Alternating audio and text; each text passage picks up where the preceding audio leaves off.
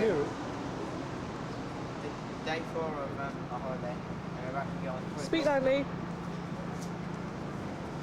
It's day 4 on our holiday. We're about to go on toy tour. Okay, and that's about it. So, Where are we? Oh, we're in Philadelphia, And whereabouts? in a bus stop. What's the nearest building you can see? Like, oh It's the Reading Terminal Market. yeah, okay. And it's very close to Philadelphia Convention Centre, which is just over here somewhere, over right in front of you over there. And that's the man that's just taking the money off us. Go over there, there's a Hard Rock Cafe, look, there's a guitar up front. Hard Rock Cafe, can you see that? Do it. There's a guitar. I want to keep holding my hand, so to see what he's doing. The fine art, beautiful Victorian building. Get the good one right off, you'll get another chance. This is the Masonic. The City Hall they began to build in 1871. Took 30 years to build. They hoped to build the tallest building in the world very quickly, but it took so long that by the time they finished the tower, the Eiffel Tower was taller, the Washington Monument was taller. The sculpture there in 1991, right next to the one he loved so much. This is stop number 7 here. We're on JFK Boulevard. It used to be Pennsylvania Boulevard. I'm at the end of this street. So when the city opened this hall in an airheaded version of it. 1780, first city to do that. But the Quakers had some other kinds of reputations. You know, they were known as very sharp merchants. My dad liked to tell me a story about them. He was from New York. New Yorkers always tell stories on Philadelphia. He told me that the New Yorker was coming to Philadelphia to do business with the Quakers. The man was scared. He said to his friend in Philadelphia, "Are they going to cheat me?" And his friend said, "Thee will not be cheated, but thee may be outdealt." A subtle distinction. Now we're on a French parkway. The circle is a lot like a French fountain here.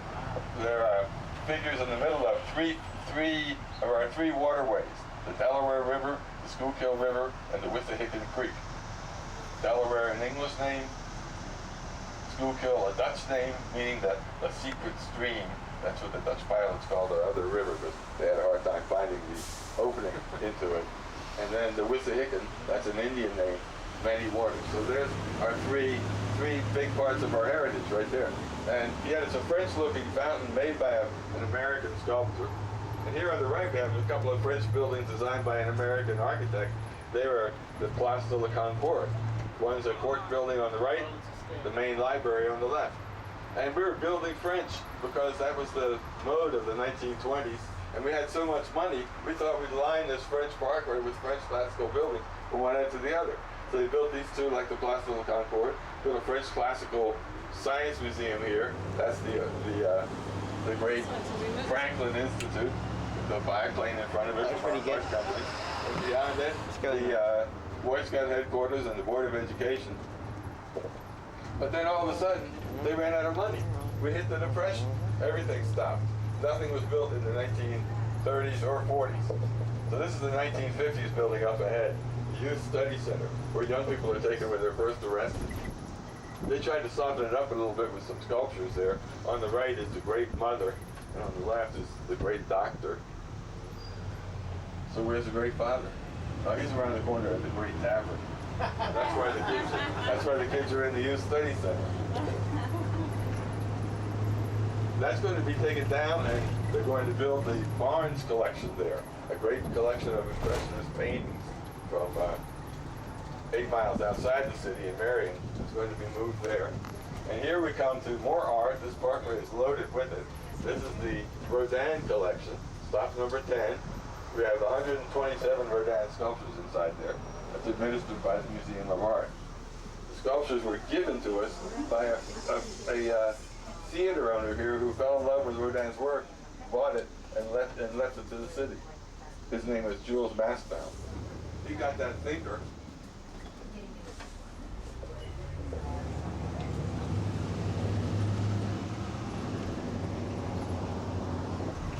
Great art schools in Philadelphia. And then the Academy of Natural Sciences, where Lewis and Clark deposited their specimens. Anybody coming out for 13? No.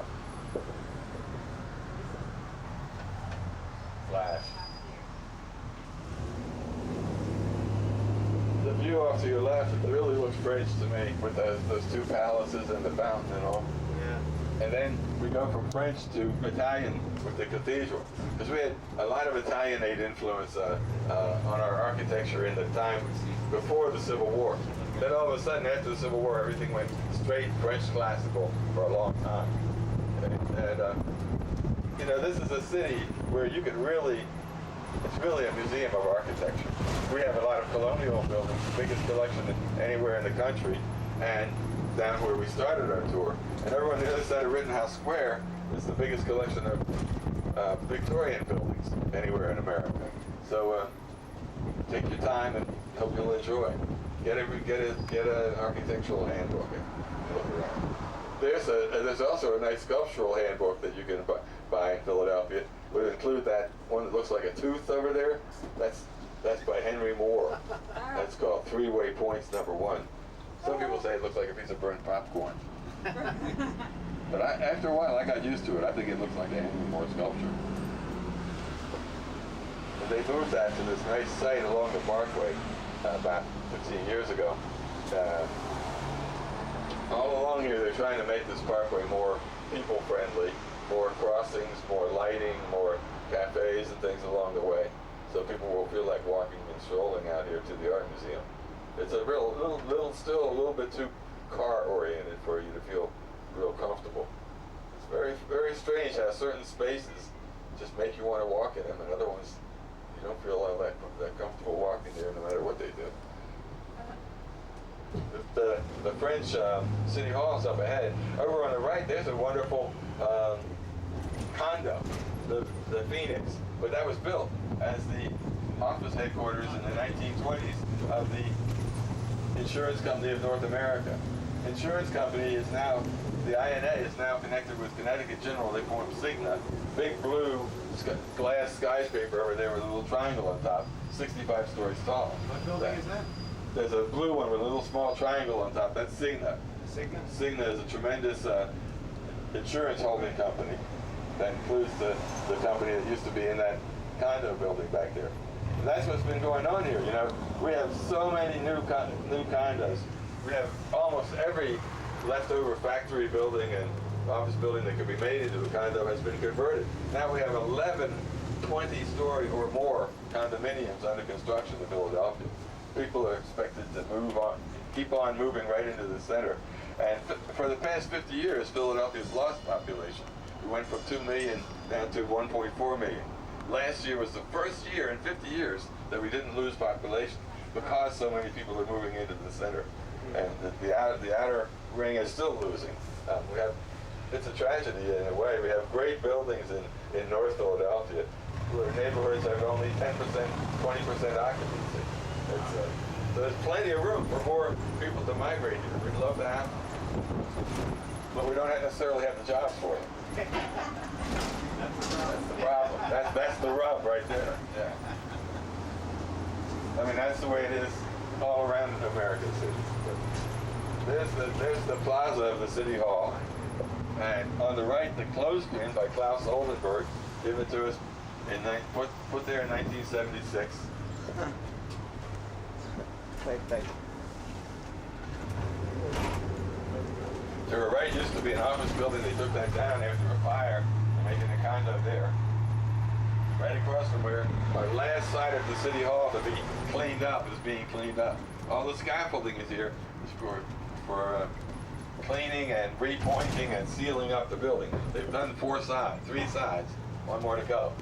Now this street that we're on is a beautiful canyon of 1920s buildings that was once the Wall Street of Philadelphia. But the Wall Street, all the offices with the law firms and financial businesses moved to the new buildings taller than William Penn's time. Hey, Ozzy, hello. The man who waved there, Ozzy, got voted to have the best smile in Philadelphia. And I made it my business to get to know him a little bit. Found out that he was a great singer who used to sing with Teddy Pendergrass and the like back in the 1970s. And did a lot of recording. And now he's been a door person with that hotel for now about 15 years. The buildings here, they all have different things in them. I mean, I can't tell you all of them. For instance, the one on the left here with the balustrades, that used to be full of lawyers. That's where